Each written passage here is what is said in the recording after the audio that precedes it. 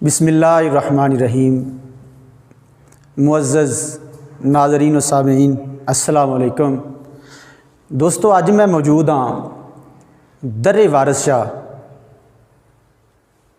मेरे उस्ताद मोहतरम उस्ताद खादम हुसैन वारसी साहब, जिन्हों ने पूरी दुनिया के उत्ते कलामे वारिस शाह नूं पढ़ के लोगों को सुनाया और हुण हजूर वारिस शाह रहमतुल्लाह अलैह दी याद दे विच उन्हां दा तखत रख के ते उन्हां दी याद विच बैठे ने। तो मैं अज आया वां इन्हां दे कोल, ते मैं चाह रहा सां कि इत्थे थोड़ा जिहा तुहानूं भी ये जिहड़ा व्यू है इस जगह विखाई जाए और नाल थोड़ा जिहा तुहानूं कलामे वारिस शाह रहमतुल्लाह अलैह सुनाया जाए। तो बाबा जी वारिस शाह रहमतुल्लाह अलैह सरकार फरमाते ने,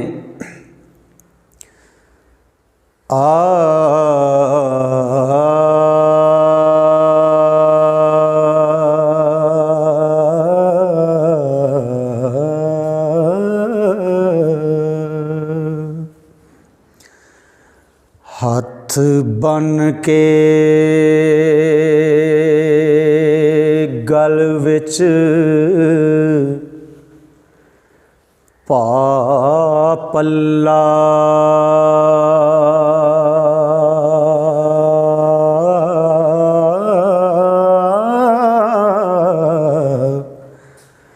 कहीं देस नूं दुआ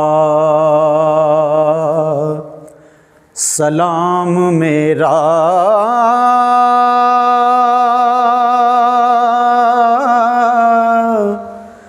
मैनू वैरियां दे वस पायो ने, हो सैयां चाव सारिया नाम मेरा।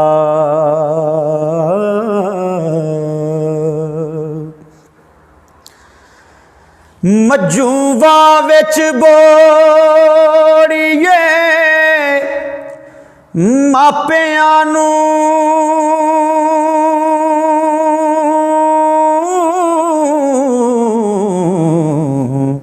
उन्हां नाल नहीं कोई काम मेरा,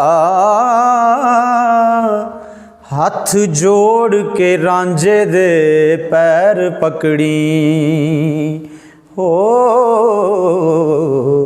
एक इतना कहीं पैगाम मेरा।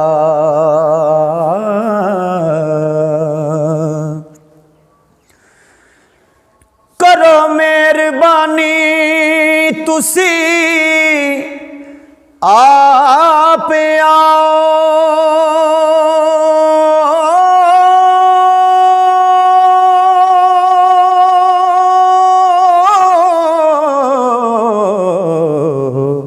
नहीं ते हुंदा जे कम तमाम मेरा,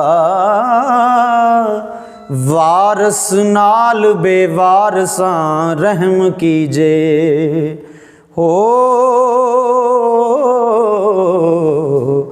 मेहरबान हो के आओ शाम मेरा।